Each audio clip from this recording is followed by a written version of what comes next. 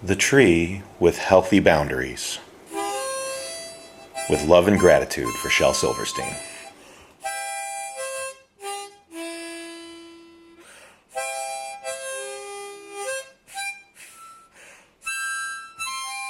Once there was a tree, and she loved a little boy. And every day the boy would come, and he would gather her leaves and fashion them into likes and play king of the internet. Just go with me here. He would climb up her trunk and swing from her branches and eat pears. Sometimes the tree thought it would be sweeter and more traditional if she could give the boy apples. But she realized she was in a derivative work and things had to be changed up a little. And they would play Katamari Damacy. And when he was tired, he would nap in her shade. And the boy loved the tree very much.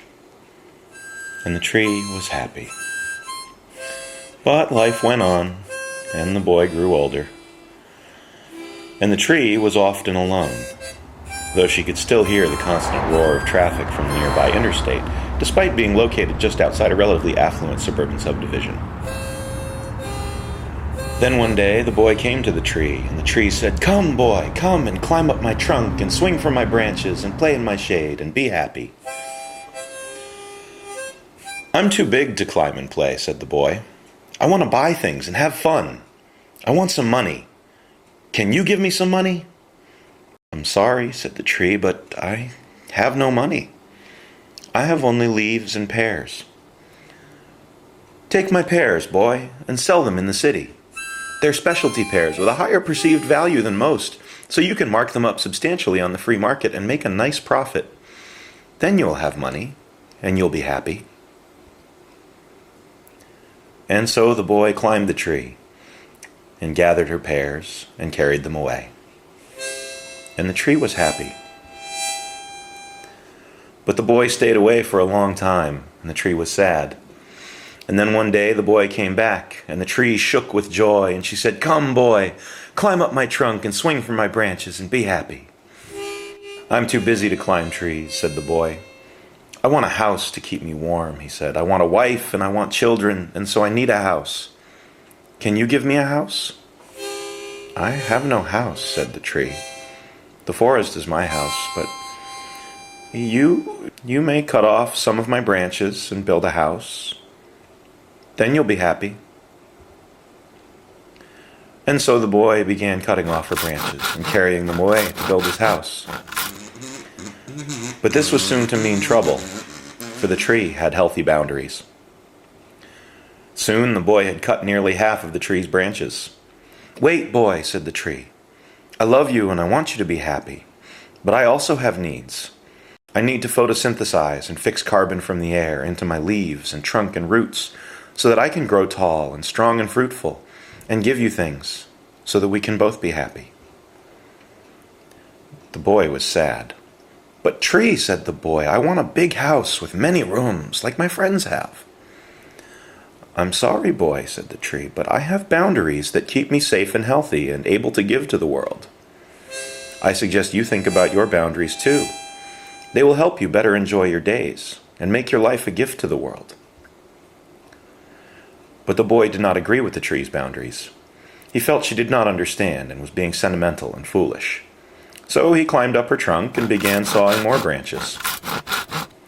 Now the tree was angry, and because she had healthy boundaries, she was comfortable expressing her anger. "Listen, you little motherfucker," she said. "I told you I needed those branches for very good reasons. Knock it off."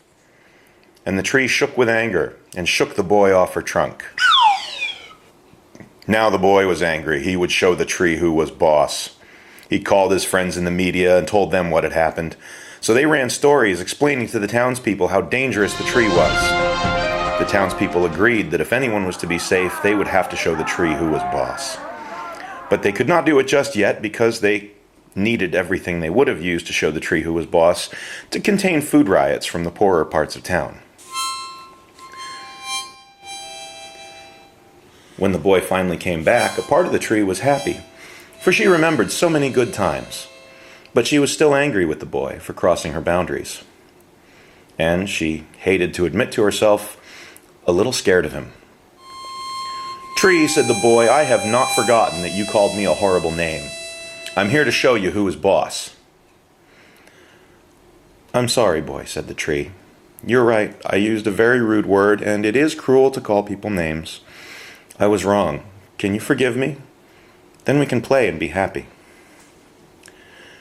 The tree thought it was odd that she should be apologizing to the boy, but she knew that even though he had been cruel to her, he was right about the name-calling, for the tree had healthy boundaries. "I do not have time to play," said the boy. "I want a big house with a strong fence because the town is growing dangerous. Can you give me a big house with a strong fence?" "Find what you need somewhere else," said the tree. "You have taken all I can give, and I'm still angry with you for trying to take more." The tree hoped the boy would apologize, so that they could play and be happy.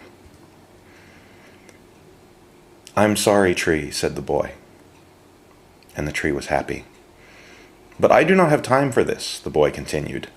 "I have to take care of myself and my family, and I need a big house with a strong fence." And the boy began to saw at the tree's trunk. "It's nothing personal," he explained. "I'm just responding rationally to market forces." Something inside the tree snapped. Suddenly, she was glad she was in a fictional world in which poetic license operated liberally, for she knew that she would meet her end if she did not make the most of this immediately.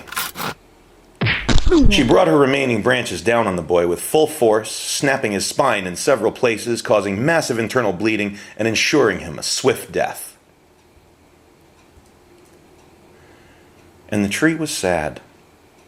She remembered many good times with the boy and did not like doing what she had just done. But she understood that it was a necessary act of self-defense. For the tree, as you may know, had healthy boundaries. After that, the tree watched things get worse in the village for a long time. She thought about her good times with the boy, and the bad ones. One day, a little girl came from the village and began to climb up the tree. "Please do not climb on me," she said. "You seem lovely, but I have had some bad experiences."